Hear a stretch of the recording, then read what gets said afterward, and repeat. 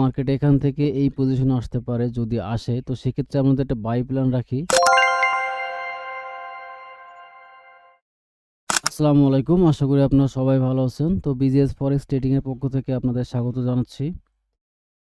আজকের ভিডিওতে আমরা গোল্ডের ডেইলি ফোরকাস্ট নিয়ে আলোচনা করব, অর্থাৎ আজকের জন্য গোল্ডের সম্ভাব্য বাই এবং সেলিং যে জোনগুলো আছে সেগুলো আপনাদের মধ্যে শেয়ার করব। তো আশা করি ভিডিওটা সবাই মনোযোগ সহকারে দেখবেন। তো ভিডিওর শুরুতে আমরা প্রথমে দেখে নেব ফরেক্স ফ্যাক্টরি, অর্থাৎ আমাদের আজকের দিনে মার্কেটে কি কি ফান্ডামেন্টাল নিউজ আছে। তো দেখতে পাচ্ছি আজকের দিনে ফ্রাইডে, মার্কেটে কোনো নিউজ নাই। সো যেহেতু মার্কেটে নিউজ নয় তো সেক্ষেত্রে মার্কেটটি আমরা একটা রেঞ্জিং শেপে দেখতে পারি।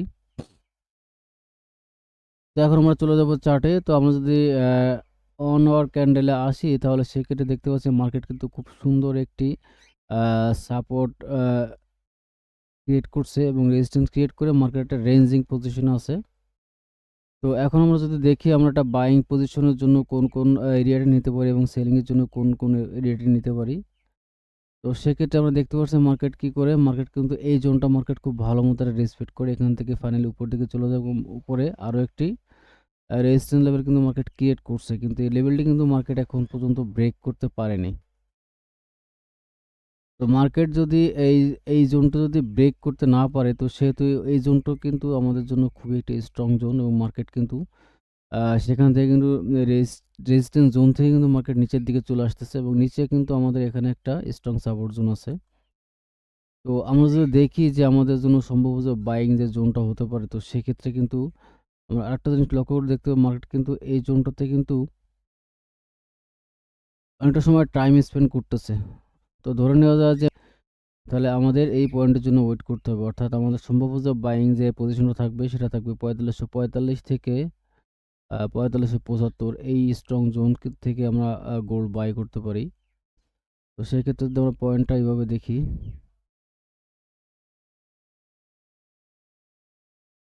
4585 থেকে 4575 আমাদের জন্য স্ট্রং যে বাইং জোনটা থাকবে তো আজকের জন্য।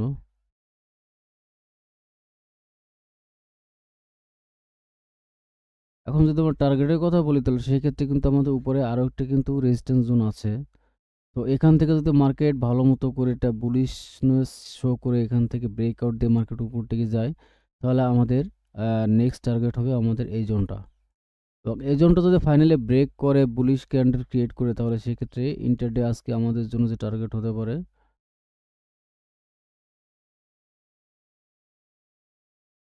4660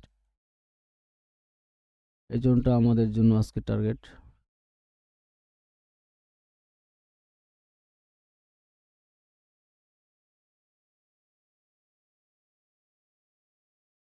এটা হচ্ছে আমাদের জন্য একটা বাইং প্ল্যান।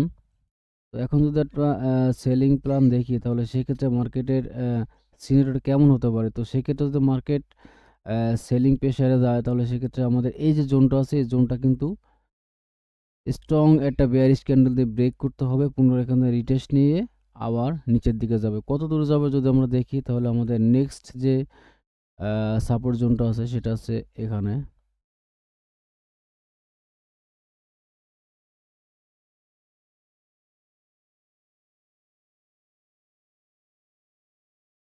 কেন এটা আমাদের জন্য একটা স্ট্রং সাপোর্ট জোন সেটা যদি আমরা বলি, সেক্ষেত্রে আমরা কিন্তু দেখতে পাচ্ছি মার্কেট কিন্তু এখানে কিছুটা সময় টাইম স্পেন্ড করে এবং এখান থেকে মার্কেট রেজিস্ট্যান্স নিয়ে নিচের দিকে চলে আসে, এখানে পুনরায় আবার আসে এবং এটা ব্রেকআউট দিয়ে উপরে যায়, কিন্তু এখানে কিন্তু মার্কেট উপর দিকে যেতে পারেনি। এখানে অনেকটা সময় টাইম নেওয়ার পরে এখানে ফাইনালি একটা বুলিশ ক্যান্ডেল ক্রিয়েট করে এবং এখান থেকে কিন্তু মার্কেট উপর দিকে চলে যায়। তো সেক্ষেত্রে এটা কিন্তু আমাদের জন্য স্ট্রং একটা সাপোর্ট জোন হিসেবে কাজ করবে।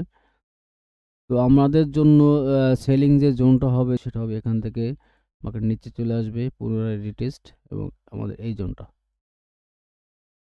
তো সেক্ষেত্রে আমাদের সেলিং জোনটা যদি আপনাদের মধ্যে শেয়ার করি, আমাদের সেলিং যে জোনটা হবে একটু বড়,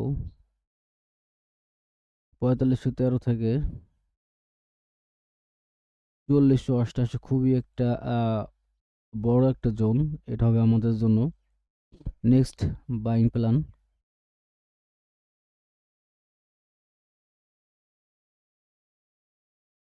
এবং আমাদের ফার্স্ট টার্গেট থাকবে আমাদের এই জোনটা পর্যন্ত, যেহেতু এটা আমাদের জন্য একটা স্ট্রং রেজিস্ট্যান্স জোন। এটা যদি ব্রেক করে তাহলে ধাপে ধাপে সেকেন্ড টার্মে এটা এবং থার্ড টার্মে এটা এবং ফাইনালি এটা ব্রেক দিলে আমাদের টার্গেট 4660। এটা থাকবে আমাদের সেকেন্ড বাই সেটআপ। যদি আমরা সেল সেটআপ দেখি তাহলে সেক্ষেত্রে আমাদের এই জোনটা ব্রেক করতে হবে। সেলিংয়ের ক্ষেত্রে আমাদের এই জোনটা এইভাবে ব্রেক করতে হবে, এভাবে ব্রেক দিতে হবে পুনরায় রিটেস্টে, তারপর এখান থেকে আমরা সেলিং অপরচুনিটি পেতে পারি। তো সেক্ষেত্রে আমাদের সেলিং জোনটা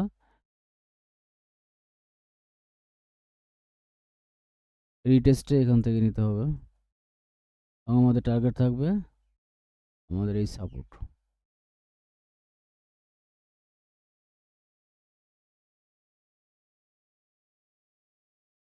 এবং স্টপ লস থাকবে আমাদের সাপোর্টের উপরে। তো 15 মিনিট চার্টে আমরা কি দেখতে পাচ্ছি, 15 মিনিট চার্টটা কিন্তু ভালো করে লক্ষ্য করলে যদি দেখেন তাহলে আমরা কিন্তু এখন এখানে 3টা জোন ফাইন্ড করতে পারছি। সেটা হচ্ছে ফার্স্ট টাইম হচ্ছে এটা আমাদের রেজিস্ট্যান্স জোন, এটা সাপোর্ট জোন, এটা আমাদের জন্য থার্ড সাপোর্ট জোন। তো মার্কেট কি করে, মার্কেট কিন্তু এখানে অনেকটা সময় মার্কেট আমাদের এই বক্সের ভিতরে একটা টাইম স্পেন্ড করতেছে। ফাইনালি আমাদের এখান থেকে কিন্তু মার্কেটে সাপোর্ট নিয়ে আস্তে আস্তে উপর দিকে যাচ্ছে এবং আমাদের ফার্স্ট টার্গেট হবে আমাদের 4620 এখানে। তো আপনারা যদি দেখেন আমাদের একটা পাবলিক টেলিগ্রাম চ্যানেল আছে, যেখানে সম্পূর্ণ ফ্রিতে প্রতিদিন 3 থেকে 5টি সিগন্যাল প্রোভাইড করা হয়। সেখানে অলরেডি আমাদের একটা বাই সেটআপ চলছে আজকের জন্য এবং আমাদের সম্ভাব্য যে বাই সেটআপটা দেওয়া আছে সেটা আছে 4598 থেকে 4585 এবং আমাদের স্টপ লস 4592। আমাদের কিন্তু এই প্ল্যানটা বর্তমানে কারেন্ট চলতেছে। তো আপনারা চাইলে এখানে সম্পূর্ণ ফ্রিতে জয়েন হতে পারেন। তো যাই হোক, এখন আমরা যদি চার্টে আসি তাহলে চার্টে দেখতে পাচ্ছি মার্কেট কিন্তু এক স্ট্রং একটা সাপোর্ট জোনে আছে। এখান থেকে মার্কেট সাপোর্ট নিয়ে কিন্তু মার্কেট আস্তে আস্তে উপর দিকে যাচ্ছে। তো এখান থেকে আমরা যদি দেখি আমাদের 15 মিনিট চার্ট অনুযায়ী আমাদের যে ফার্স্ট বাইং স্টেপটা সেটা হতে পারে এখান থেকে এভাবে, যেটা অলরেডি আমাদের গ্রুপে শেয়ার করা হয়েছে। আমাদের ফার্স্ট টার্গেট থাকবে 4618। জোনটা আমরা আমাদের শেয়ার করি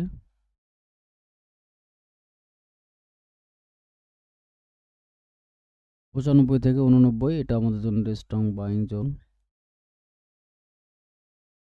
তো এটা যদি আমাদের ফাইনালি ব্রেক করে আমাদের রেজিস্ট্যান্স জোনটা পুনরায় এটা সাপোর্ট হিসেবে কাজ করবে এবং আমাদের নেক্সট টার্গেট থাকবে আমাদের এই হাই, আমাদের এই জোনটা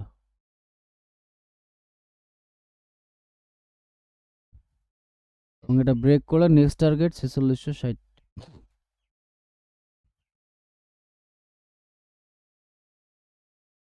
এটা আমরা যদি সেলিং অপরচুনিটি দেখি তাহলে সেক্ষেত্রে আমাদের আর কোন জোনটি বাকি আছে সেটা যদি দেখি, আমাদের নিচে একটা স্ট্রং সাপোর্ট এরিয়া, কেন এখান থেকে কিন্তু মার্কেট অনেকবার সাপোর্ট নিয়ে মার্কেট উপরে যায়, ফাইনালি এখান থেকে আবার চলে আসে, এখান থেকে আবার কিন্তু নিচে যেতে পারেনি, অর্থাৎ এটা আমাদের জন্য একটা স্ট্রং সাপোর্ট জোন।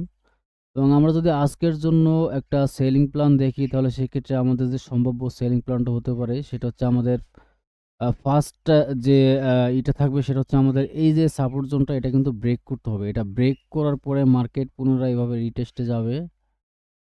এরপর আমরা এখান থেকে একটা সেলিং অপরচুনিটি দেখতে পারি এবং তার টার্গেট হতে পারে আমাদের এই জোনটা। সেক্ষেত্রে জোনটা যদি আমরা আমাদের শেয়ার করি, সম্ভাব্য যে সেলিং টার্গেটটা সেটা 4572 থেকে 4565 এবং ফাইনালি এখান থেকে আমরা কিন্তু পুনরায় আবার একটা বাই প্ল্যান করতে পারি সেম জোন থেকে।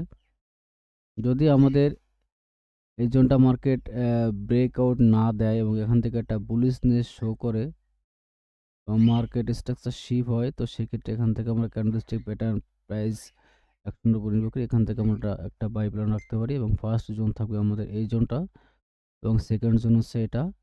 যদি এটা ভালো মতো ব্রেক দেয় তাহলে আমাদের ফাইনালি এই হাই পর্যন্ত আমাদের টার্গেট রাখতে পারি। তো আশা করি ভিডিওটি সবাই মনোযোগ সহকারে দেখছেন। তো সবাই ভালো থাকবেন। আল্লাহ হাফেজ।